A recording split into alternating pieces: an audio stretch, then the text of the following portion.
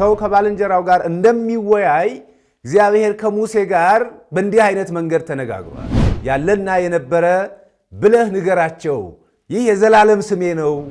በዚያ በነጭ በግ አምሳል ሰው የሚሆነው የሚመጣው የሚወርደው የሚወለደው ዓለምን የሚያድነው ኢየሱስ ክርስቶስ በበግ አምሳል ለአብርሃም ተገለጠለት።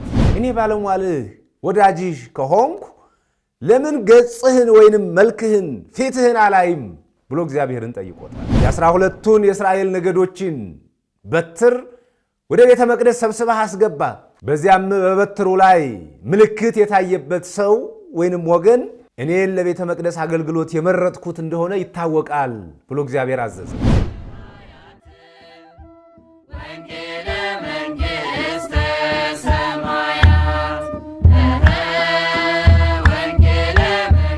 በስመ አብ ወወልድ ወመንፈስ ቅዱስ አሐዱ አምላክ አሜን። የጌቶች ጌታ የነገስታት ንጉስ የአማልክት አምላክ አምላካችን እግዚአብሔር ዓይኑ እንዳየች ሳይፈርድብን ጆሮም እንደሰማች ሳይበይንብን እድሜ ለንስሐ ሰጥቶ እስከዚህችን ሰዓት ያደረሰን የአባቶቻችን አምላክ እግዚአብሔር ስሙ የከበረና የተመሰገነ ይሁን። እግዚአብሔር አምላክ የሚወዳችሁ እግዚአብሔር አምላክን የምትወዱ የክርስቶስ ቤተሰቦች እስከ ሞት ድረስ በወደደንና ባፈቀረን በኢየሱስ ክርስቶስ ፍጹም ሰላም እንደምን ሰነበታችሁ? እንደምን እስከዚህ ሰዓት ቆያችሁ? አሜን። አምላካችን እግዚአብሔር ስሙ የከበረና የተመሰገነ ይሁን። ዛሬ እግዚአብሔር አምላክ እንደወደደና እንደፈቀደ እግዚአብሔር ለአባቶቻችን በነቢያት ተናገረ በሚል ርዕስ እንማራለን። እግዚአብሔር አምላካችን በመካከላችን ተገኝቶ እንዲያስተምረን እንዲመክረን ቅዱስ ፈቃዱ ይሁንልን። ሐዋርያው ቅዱስ ጳውሎስ ለዕብራውያን ሰዎች በጻፈው መልእክቱ ምዕራፍ 1 ከቁጥር 1 ጀምሮ እንዲህ ይላል። ከጥንት ጀምሮ እግዚአብሔር በብዙ አይነትና በብዙ ጎዳና ለአባቶቻችን በነቢያት ተናግሮ ሁሉን ወራሽ ባደረገው ደግሞም ዘመናትን በፈጠረበት በልጁ በዚህ ዘመን መጨረሻ ለእኛ ተናገረን ይላል። ስለ ቃሉ የአምላካችን የእግዚአብሔር ስሙ የከበረና የተመሰገነ ይሁን። ይሄ ወር ወይንም ይሄ ወቅት የጌታችን የመድኃኒታችን የኢየሱስ ክርስቶስን መምጣት አስቀድመው አባቶቻችን ነቢያት በትንቢታቸው በስብከታቸው በትምህርታቸው የተናገሩበትን ወቅት የምናስብበት ጊዜ ነው። የጌታችን የመድኃኒታችን የኢየሱስ ክርስቶስን ወደዚህ ምድር የወደቀውን አዳምንና ልጆቹን ለማንሳት የመጣበትን ጊዜ ስናስብ እንዲሁ እንደ እንግዳ የደረሰ እንደ ውሃ የፈሰሰ ነገር ሳይሆን ቀድሞ ለአባቶቻችን በነቢያት በኩል በብዙ አይነትና በብዙ ጎዳና እየተነገረ የመጣ ጉዳይ ነው። ይህንን ቅዱስ ጳውሎስ ኦሪትን ይዘው ሐዲስን አልቀበልም ላሉ ወይንም የሐዲስ ኪዳን መንፈስ ላልተረዳቸው ወገኖቹ ዕብራውያን የጌታችን የመድኃኒታችን የኢየሱስ ክርስቶስ መምጣት ከጥንት ጀምሮ በብዙ አይነትና በብዙ ጎዳና ለአባቶቻችን በነቢያት በኩል ሲነገር የነበረ መሆኑን በመልእክቱ ጽፎላቸዋል። ዕብራውያን የኦሪትን ሥርዓት ይዘው የመስዋዕቱን የሚያደርጉትን የሕግ ማክበር ጉዳዩን ይዘው የሐዲስ ኪዳንን መምጣት የክርስቶስን ይህንን ዓለም ለማዳን መምጣት የወንጌልን መሰበክ አንቀበልም ብለው ባስቸገሩ ጊዜ ይሄ አሁን የምንኖርበት ሕይወት እንዲሁ አዲስ ጉዳይ ወይንም አዲስ ነገር ሳይሆን ቀድሞ እግዚአብሔር ለአባቶቻችን በብዙ አይነት ጎዳና በትንቢት በብዙ አይነት ጎዳና በምሳሌ በብዙ አይነት ጎዳና በታሪክ ሲነገር የመጣ ነው በማለት የሐዲስ ኪዳንን ቀድሞ እየተነገረ መምጣት ወይንም የጌታን መወለድ ቀድሞ የታሰበ መሆኑን ነግሯቸዋል። በዚህ በሮሜ መልእክቱ ምዕራፍ 3 ከቁጥር 21 ጀምሮ እንዲህ ይላል። እግዚአብሔር ከጥንት ጀምሮ በቅዱሳን ነቢያቱ አፍ የተናገረው ነገር ሁሉ እስከሚታደስበት ዘመን ድረስ ሰማይ ይቀበለው ዘንድ ይገባል። ሙሴም ለአባቶቻችን ጌታ አምላክ እኔን እንዳስነሳኝ ነቢይን ከወንድሞቻችሁ ያስነሳላችኋል፣ በሚነግራችሁ ሁሉ እርሱን ስሙት፣ ያንንም ነቢይ የማትሰማ ሰው ነፍስ ከሕዝብ ተለይታ ትጠፋለች አለ። ሁለተኛም ከሳሙኤል ጀምሮ ከእርሱም በኋላ የተናገሩ ነቢያት ሁሉ ደግሞ ስለዚህ ወራት ተናገሩ ይላል። ከጥንት ጀምሮ እግዚአብሔር በነቢያቱ በነ ሙሴ በነቢያቱ በነ ሳሙኤል አፍ አሁን ስላለንበት ወቅትና አሁን ስለምንኖረው ሕይወት አስቀድሞ የተናገረው ነው በማለት የጌታችን የመድኃኒታችን የኢየሱስ ክርስቶስ መምጣት ጌታ ሰው ከመሆኑ በፊት ወይንም በብሉይ ኪዳን በነበረው ዘመን እየተነገረ የመጣ መሆኑን አስረድቷል። እንግዲህ ቅዱስ ጳውሎስ ለዕብራውያን ወገኖቹ የጻፈው ይህንን ነው። ከጥንት ጀምሮ እግዚአብሔር በብዙ አይነትና በብዙ ጎዳና ለአባቶቻችን በነቢያት ተናገረ ነው ያለው። ከጥንት ያለው ክርስቶስ ከመወለዱ በፊት የነበረውን ዘመን ነው። በዚያ ዘመን የጌታችን ሰው መሆን፣ የጌታችን ዓለምን ማዳን፣ የጌታችን ወደ ምድር መምጣት፣ ከስጋችን ስጋ ከነፍሳችን ነፍስ መንሳት በተለያየ በብዙ ጎዳናዎች ሲነገር ቆይቷል። ዛሬ እግዚአብሔር እንደወደደ ልናየው የፈቀድነው በምን አይነት ጎዳና በምን አይነት መንገድ እግዚአብሔር ለአባቶቻችን ተናገረ። ዛሬ ልናየው የፈቀድነው ምንድነው? እግዚአብሔር ከጥንት ጀምሮ እንዴት ባለ ጎዳና እንዴት ባለ መንገድ ስለመምጣቱ፣ ሰው ስለመሆኑ፣ ከስጋችን ስጋ ከነፍሳችን ነፍስ ስለመንሳቱ እንዴት ባለ መንገድ በነቢያት በኩል ለአባቶቻችን ተናገረ የሚለውን ነው። እግዚአብሔር አምላክ በመካከላችን ሆኖ እንዲያስተምረን እንዲመክረን መልካም ፈቃዱ ይሁንልን። የመጀመሪያው እግዚአብሔር አምላክ በነቢያት በኩል ለአባቶቻችን የተናገረበት መንገድ ቃል በቃል በመናገር ነው። እግዚአብሔር አምላክ ከሙሴ ጋር ያደርግ እንደነበረው ከ570 ጊዜ በላይ ንግግሮችን ቃል በቃል ተነጋግሯል። ሰው ከባልንጀራው ጋር እንደሚነጋገር፣ ሰው ከባልንጀራው ጋር እንደሚመካከር፣ ሰው ከባልንጀራው ጋር እንደሚወያይ እግዚአብሔር ከሙሴ ጋር በእንዲህ አይነት መንገድ ተነጋግሯል። ታዲያ ከነዚህ ቃል በቃል ከተነጋገረባቸው መንገዶች አንደኛውና የመጀመሪያው የጌታን ሰው መሆን የጌታን መምጣት እግዚአብሔር አምላካችን ለሙሴ ገልጾለት ወይንም ተናግሮት ነበረ። ይህንንም በዚህ በኦሪት ዘጸአት ምዕራፍ 33 ቁጥር 20 ላይ የምናገኘው ታሪክ ነው። ከዚያ በፊት በነበሩ ታሪኮች ነቢየ እግዚአብሔር ሙሴ እስራኤል ወገኖቹን ከግብፅ ባርነት እንዲያወጣ በታዘዘ ጊዜ የእግዚአብሔር አምላክ ማንነትን ጠይቋል። ሄጄ የአባቶቻችሁ አምላክ እግዚአብሔር ከዚህ የባርነት ሀገር ትወጣላችሁ፣ በምድረ በዳም መስዋዕት ትሰውልኛላችሁ፣ ወደ ምድረ ርስት ወደ ከነዓን አገባችኋለሁ ብሏል ብዬ ስነግራቸው ያ የአባቶቻችን አምላክ እግዚአብሔር ስሙ ማን ነው ብለው በጠየቁኝ ጊዜ ምን እላለሁ ብሎ ነቢየ እግዚአብሔር ሙሴ እግዚአብሔርን ጠይቋል። በዚህ ጊዜ እግዚአብሔር ያለና የነበረ ብለህ ንገራቸው፣ ይህ የዘላለም ስሜ ነው ብሎታል። ያለና የነበረ የመጀመሪያውና የመጨረሻው አልፋና ኦሜጋ የሚለው ስም የእግዚአብሔር አምላክ ስሙ ነው፣ የባህሪ ስሙ ነው። ሙሴ ይህንን ስም ይዞ ወደ ወገኖቹ ሄዶ ወገኖቹን ከግብፅ ባርነት አውጥቷል። ነገር ግን የሙሴ ጥያቄ የሙሴ ሐሳብ ስሙ ማን ነው በሚል ብቻ የተወሰነ አልነበረም። በኦሪት ዘጸአት ምዕራፍ 33 ከቁጥር 20 ላይ በምናገኘው ታሪክ ሙሴ ስሙ ማን ነው ከሚል ጥያቄ ከፍ ብሎ ጌታ ሆይ እኔ ባለሟልህ ወዳጅህ ከሆንኩ ለምን ገጽህን ወይንም መልክህን ፊትህን አላይም ብሎ እግዚአብሔርን ጠይቆታል። በዚህ ጊዜ እግዚአብሔር የመለሰው መልስ ሙሴ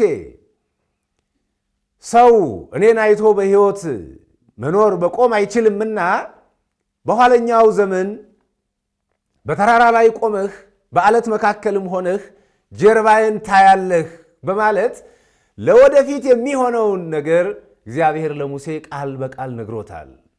ይህንንም በማቴዎስ ወንጌል ምዕራፍ 16 ላይ ጌታችን መድኃኒታችን ኢየሱስ ክርስቶስ ከእመቤታችን ከቅድስት ድንግል ማርያም ከሥጋዋ ሥጋ ከነፍሷ ነፍስ ነስቶ ሰው ሆኖ በኢየሩሳሌምና በመላዋ እየተመላለሰ ባስተማረበት ወቅት በደብረ ታቦር ተራራ ላይ ሙሴን ከ1000 ዓመታት በኋላ አምጥቶ ያን ጀርባዬን ታያለህ ያለውን ቃል ፈጽሞለት ጀርባው የተባለው ሥጋውን ሰው መሆኑን ለሙሴ አሳይቶታል። እግዚአብሔር ከጥንት ጀምሮ ለአባቶቻችን በነቢያት በብዙ ጎዳና ተናገራቸው። ለሙሴ ሰው ስለመሆኑ እግዚአብሔር ቃል በቃል ተናግሮታል። ሁለተኛው እግዚአብሔር አምላክ ለአባቶቻችን ለነቢያት የተናገረበት መንገድ ደግሞ ምሳሌ ነው። ወይንም በምሳሌ በመመሰል ሰው እንደሚሆን፣ እንደሚመጣ፣ እንደሚወለድ ከኛ ጋር እንደሚዋሃድ ነግሮናል። የመጀመሪያው ምሳሌ በኦሪት ዘኍልቍ ምዕራፍ 17 ከቁጥር 1 ላይ የምናገኘው ታሪክ ነው። ይሄ ታሪክ የሚጀምረው ወደ ኋላ ከምዕራፍ 16 ላይ ይጀምራል። ታሪኩ እስራኤላውያን አራቱ ዳታን፣ ቆሬን፣ አቤሮንና አን የተባሉ 4 ሰዎች የእግዚአብሔርን የክህነት አገልግሎት እኛም እናገለግላለን ብለው በተነሱ ጊዜ በመካከላቸው በነበረው አለመስማማት እግዚአብሔር ሙሴን እንዲህ ብሎ አዞታል። ከእስራኤል ወገን እኔን ለማገልገል የቤተ መቅደሱን ሥርዓት ለመፈጸም የመረጥኩት ወገን ማን እንደሆነ ለማሳየት እኔ ምሳሌ ሰጥሃለሁ። የ12ቱን የእስራኤል ነገዶችን በትር ወደ ቤተ መቅደስ ሰብስበህ አስገባ። በዚያም በበትሩ ላይ ምልክት የታየበት ሰው ወይንም ወገን እኔን ለቤተ መቅደስ አገልግሎት የመረጥኩት እንደሆነ ይታወቃል ብሎ እግዚአብሔር አዘዘው። ሙሴም ይህንን የእግዚአብሔርን ሕግ ወይም ትእዛዝ ተቀብሎ የ12ቱን ነገደ እስራኤል አባቶች በትር ወይንም መቋሚያ ወደ ቅድስተ ቅዱሳኑ በኩል አስገባው። በዚህም ከሌዊ ወገን የሆነች የአሮን በትር ሳይተክሏትና ውሃ ሳያጠጧት ፍሬ አፍርታ ለምልማ ተገኘች። በዚህም የእግዚአብሔርን ቤተ መቅደስ በክህነት አገልግሎት የሚያገለግሉት የሌዋውያን ወገን የአሮን ወገን እንደሆኑ ታወቀ። ይሄ ለጊዜው እግዚአብሔርን ማን ያገልግል የሚለውን ለማወቅ እግዚአብሔር በምሳሌ የተጠቀመበት መንገድ ነው። ለፍጻሜው ግን ጌታችን መድኃኒታችን ኢየሱስ ክርስቶስ በኋለኛው ዘመን ሰው እንደሚሆን፣ እንደሚወርድ፣ እንደሚመጣ ለአባቶቻችን በምሳሌ የተናገረበት መንገድ ነው። ይኸውም በትር የተባለች የእመቤታችን ሳይተክሏትና ውሃ ሳያጠጧት አፍርታ ለምልማ መገኘቷ ደግሞ ያለ ወንድ ዘር ያለ ዘርአ ብእሲ ጌታችን መድኃኒታችን ኢየሱስ ክርስቶስን ጸንሳ ወልዳ በድንግልና የመኖሯ ምሳሌ ነው። ፍሬ የተባለውም ደግሞ ከእመቤታችን ከቅድስት ድንግል ማርያም የተገኘው ጌታችን መድኃኒታችን ኢየሱስ ክርስቶስ ነው።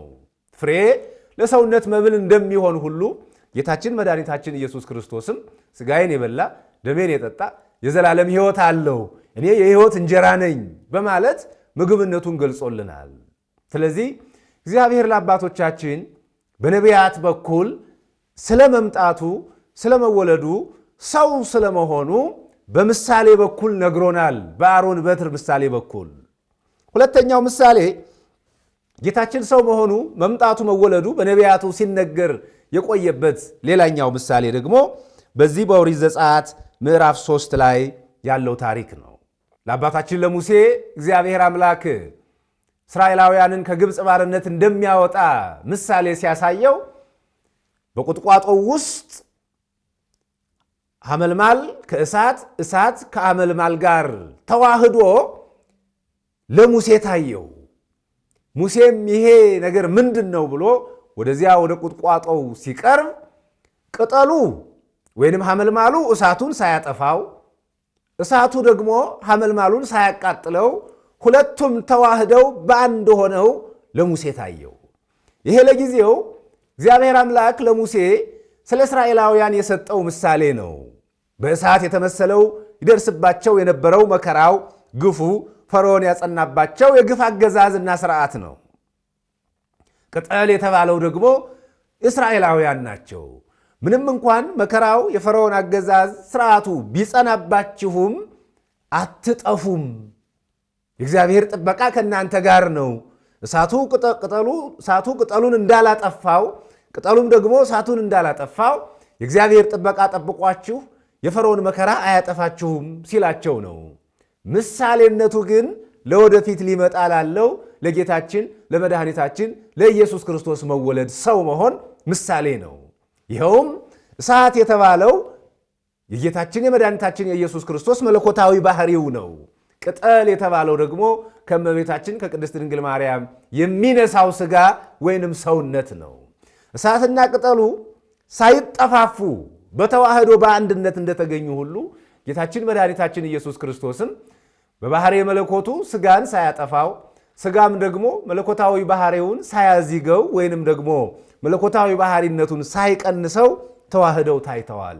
ይሄ መንገድ ጌታችን መድኃኒታችን ኢየሱስ ክርስቶስ ለወደፊት ሰው ስለመሆኑ ስለመወለዱ ለአባቶቻችን በነቢያት በኩል የተነገረ ምሳሌ ነው። የጌታችን መምጣት እንዲሁ እንደ እንግዳ የመጣ ነገር አይደለም።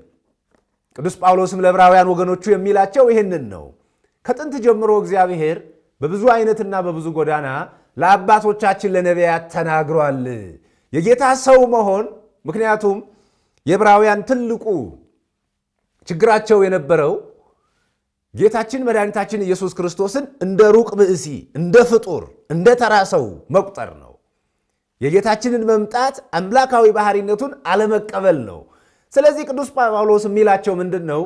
የጌታችን መምጣት እኮ በነቢያት መጻሕፍት ላይ የተጻፈ ነው። ነቢያት የሰበኩለት ነው። ነቢያት የፈለጉት፣ ነቢያት የመረመሩት ነው። ስለዚህ ተቀበሉት። ወደኋላ ሄዳችሁ መጻሕፍትን እዩ፣ አስተውሉ ነው። እናም ሦስተኛው ጌታችን መድኃኒታችን ኢየሱስ ክርስቶስ እንደሚመጣ፣ እንደሚወርድ፣ እንደሚወለድ ነቢያት ያስተማሩበት የተናገሩበት መንገድ በታሪክ ነው። በቅዱሳን አባቶቻችን ሕይወት ውስጥ የተፈጸሙ ታሪኮች ለጊዜው ታሪኮች ናቸው። ፍጻሜያቸው ግን የጌታችን የመድኃኒታችን የኢየሱስ ክርስቶስን መምጣት የሚያመለክቱ ነበሩ። ከነዚህም መካከል የተወሰኑትን ለማንሳትና ለማየት ያክል የመጀመሪያው እግዚአብሔር በአብርሃም ሕይወት በአብርሃም ታሪክ ውስጥ ለወደፊት እንደሚመጣ ሰው እንደሚሆን ገልጦ አስተምሮ ነበረ። ለዚሁም በኦሪት ዘፍጥረት ምዕራፍ 22 ቁጥር 1 ላይ እግዚአብሔር አምላክ ለአብርሃም በምሳሌ በታሪክ መገለጡን እናያለን። እግዚአብሔር በዘፍጥረት 22 ቁጥር 1 ላይ ለአብርሃም እንዲህ የሚል ትእዛዝ አዞታል። አብርሃም አንተ የኔ አገልጋይ የኔ ወዳጅ መሆን እንዲታወቅ አንድ ልጅህን በሞሪያ ተራራ መስዋዕት አድርገህ አቅርብልኝ በሚል አዘዘው። በዚህ ጊዜ አብርሃም በእርሱ ዘር ይጠራሃል፣ ዘርህንም እንደ ምድር አሸዋ እንደ ሰማይ ከዋክብት ያበዛልሃል ተብሎ የተነገረለትን አንድ ልጁን መስዋዕት ለማድረግ ወደ ሞሪያ ተራራ ይዞት ወጣ። የአብርሃም ታላቅነቱ፣ የአብርሃም የእምነት አባት የእምነት መስራችነቱ የሚታወቀው የሚገለጠው እዚህ ላይ ነው። ተመልከቱ ክርስቲያኖች፣ በኦሪት ዘፍጥረት ምዕራፍ 12 እግዚአብሔር ለአብርሃም አንድ ቃል ገብቶለታል። ዘርህን እንደ ምድር አሸዋ እንደ ሰማይ ከዋክብት አበዛዋለሁ፣ ዘርህን በይስሐቅ ዘር እጠራዋለሁ ብሎታል። ዘርህን በይስሐቅ ዘር አበዛዋለሁ እጠራዋለሁ ተብሎ የተነገረለትን ይስሐቅን ግን እግዚአብሔር አምላክ በሞሪያ ተራራ መስዋዕት አድርገህ አቅርብልኝ አለው። ብዙ ሰው አሁን ይህን ታሪክ ሲሰማ ታሪኩ ሊጋጭበት ይችላል። ምክንያቱም በይስሐቅ ዘር እጠራሃለሁ ብሎታል። አሁን ደግሞ እግዚአብሔር ይስሐቅን ሰዋልኝ እያለው ነው። ስለዚህ ምን ማለት ነው ይሄ? ታዲያ እግዚአብሔር አብርሃምን በማን ዘር ሊጠራው አስቦ ነው ማለታችን አይቀርም። አብርሃም ግን ይሄ የአእምሮ ጥያቄ፣ ይሄ የአእምሮ ፈተና ሳይሆንበት፣ ጥያቄ ሳይሆንበት እግዚአብሔር ልጄ ከሞተ በኋላ ሊያስነሳው እንኳን ይችላል ብሎ በማመን በጣም የአብርሃም እምነት የሚገርም ነው። በአብርሃም ዘመን ከሞት የተነሳ ሰው የለም። አብርሃም ሙታን ሲነሱ አላየም። ነገር ግን ቅዱስ ጳውሎስ እንደሚነግረን የሞተውን ልጅን እግዚአብሔር ሊያስነሳው ይችላል ብሎ አምኖ በእርሱ ዘር ይጠራሃል የተባለውን አንድ ልጁን መስዋዕት ሊያደርግ ወደ ሞሪያ ተራራ ይዞት ሄደ። በዚያም መስዋዕቱን እንጨት ረብርቦ ውሃውን አዘጋጅቶ ቢላውን ስሎ ልጁ ይስሐቅን ለመስዋዕት ሊያቀርብ ቢላውን ሲያነሳ የእግዚአብሔር መልአክ አብርሃምን ጠራው። አብርሃም አብርሃም፣ የእግዚአብሔር ባለሟል ወዳጅ እንደሆንክ ትእዛዝህንም እንደፈጸምክ እግዚአብሔር ያውቋል። ስለዚህ በልጅህ በይስሐቅ ፋንታ ይህንን በዕፀ ሳቤቅ የታሰረ ነጭ በግ መስዋዕት አድርገህ አቅርብ ብሎ እግዚአብሔር መልአክ ለአብርሃም ነጭ በግ ሰጠው። ተመልከቱ ክርስቲያኖች፣ በዚህ ታሪክ በአብርሃም ታሪክ ውስጥ እግዚአብሔር ለወደፊት የሚሆነውን ነገር ለአብርሃም አሳየው። ለዚያ ነው ቅዱስ ጳውሎስ በገላትያ መልእክቱ ምዕራፍ 3 ቁጥር 8 ላይ አስቀድሞ ወንጌል ለአብርሃም ተሰበከ ይላል። ወንጌል ክርስቶስ ነው። ወንጌል በሐዲስ ኪዳን የሚፈጸም ታሪክ ነው። በአብርሃም ሕይወት ውስጥ ወንጌል ተሰበከ። እንዴት ተሰበከ? በዚያ በነጭ በግ አምሳል ሰው የሚሆነው የሚመጣው የሚወርደው የሚወለደው ዓለምን የሚያድነው ኢየሱስ ክርስቶስ በበግ አምሳል ለአብርሃም ተገለጠለት። ይስሐቅ መከራ ሊቀበል የነበረው ይስሐቅ የምዕመናን የአዳም ዘር በሙሉ ምሳሌ ነው። ቢላው ይደርስባቸው የነበረው መከራ ምሳሌ ነው። ያ በግ የጌታችን የመድኃኒታችን የኢየሱስ ክርስቶስ ምሳሌ ነው። ከጥንት ጀምሮ እግዚአብሔር ለአባቶቻችን በነቢያት በብዙ ጎዳና ተናገረ። በምን ተናገረ? በታሪክ ተናገረ። በኦሪት ዘፍጥረት ምዕራፍ 29 ከቁጥር 1 ጀምሮ እግዚአብሔር አምላክ በያዕቆብ ታሪክ ደግሞ ስለ ጌታ መምጣት ሲናገር እንመለከተዋለን። አባታችን ያዕቆብ ከወንድሙ ኤሳው ተጣልቶ ወደ አጎቱ ሀገር ወደ ላባ ወደ ሶርያ በሚጓዝበት ጊዜ አንድ የምንጭ ዳር ላይ ደረሰ። በዚህ የምንጭ ዳር ላይ ሲደርስ እረኞች ዙሪያውን ከበው በጎቻቸውን ለማጠጣት ይጠብቃሉ። ያዕቆብ ጠየቃቸው፣ ምን ሆናችኋል? በጎቻችሁን ለምን አታጠጡም አላቸው። እንዲህ አሉት፣ እኛማ ውሃውን ለ50ና ለ60 ሆነን በትልቅ ድንጋይ ከድነነው እንሄዳለን። በኋላም 50ና 60 ሆነን ተሰብስበን ይህንን ድንጋይ ከዚህ ወንዝ ላይ አንስተን በጎቻችን እናጠጣለን። አሁን ግን እረኞች እስኪሰበሰቡ ድረስ እንጠብቃለን አሉት። በዚህ ጊዜ ያዕቆብ ለ50ና ለ60 ሆነው የሚያነሱትን ያንን ድንጋይ ብቻውን ፈንቅሎ በዙሪያው የነበሩ በጎቹን ከውሃው አጠጣቸው ይላል። በዚህ ታሪክ እግዚአብሔር ለአባቶቻችን በነቢያት በኩል እንደሚመጣ ሰው እንደሚሆን ተናገረ። ያዕቆብ የክርስቶስ ምሳሌ ነው። በዚያ ምንጩን ከበው የድንጋዩን መነሳት ይጠብቁ የነበሩ በጎች የምዕመናን የክርስቲያኖች ምሳሌ ናቸው። ድንጋዩ በእኛ ላይ የነበረው የመርገምና የኃጢአት ምሳሌ ነው። በያዕቆብ የተመሰለ ክርስቶስ መጥቶ ያን መርገም ከላያችን አንስቶ ውሃ የተባለውን ጥምቀት ሰጥቶ በጎቹን ክርስቲያኖቹን ሲያጠጣ፣ በጎቹ ክርስቲያኖችን በበረከት ሲያድላቸው እንመለከታለን። ይሄ ታሪክ ጌታችን መድኃኒታችን ኢየሱስ ክርስቶስ ለወደፊት እንደሚመጣ ሰው እንደሚሆን ማሳያው ነው። የእግዚአብሔር ልጆች ክርስቲያኖች፣ ይሄ አሁን የምንኖርበት ሕይወት የአዲስ ኪዳን ሕይወት፣ ይሄ የምንጠብቀው የጌታችን የመድኃኒታችን የኢየሱስ ክርስቶስ መወለድ ቀድሞ የነበሩ ነቢያት ፈልገውት አማናዊውን ያላዩት ምሳሌውን ብቻ ተስፋ አድርገው ምስጢሩን ብቻ ተስፋ አድርገው ታሪኩን ብቻ ጠብቀው ያለፉት ነው። ጌታችን መድኃኒታችን ኢየሱስ ክርስቶስ ደቀ መዛሙርቱ እስመ ብዙኃን ጻድቃን ወነገሥት ፈተው ይስሙ እስመ አንትሙ ዘትሰሙ፣ ብዙ ነገሥታት፣ ብዙ ጻድቃን፣ ብዙ ነቢያት እናንተ የምትሰሙትን እኔን ክርስቶስን ለመስማት ተመኙ፣ እናንተ የምታዩትን እኔን ክርስቶስን ለማየት ተመኙ፣ ነገር ግን አልቻሉም። እናንተ ብፁዓን ናችሁ። ነቢያት የተመኙትን ክርስቶስን አያችሁት። ነቢያት የፈለጉትን ክርስቶስን ሰማችሁት። ሌሎች ሊበሉት ሊጠጡት ይፈልጉት የነበሩትን ክርስቶስን አገኛችሁት።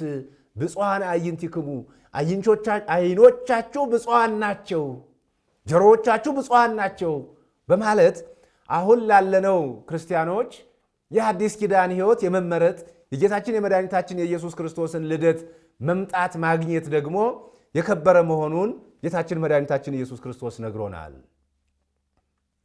ከጥንት ጀምሮ እግዚአብሔር በብዙ አይነትና በብዙ ጎዳና ለአባቶቻችን ለነቢያት በብዙ መንገድ ተናገረ። በዚህ ዘመን መጨረሻ ግን በልጁ ተናገረን። ያስተማረን የመከረን እግዚአብሔር ስሙ የከበረና የተመሰገነ ይሁን። እግዚአብሔር ይስጥልኝ።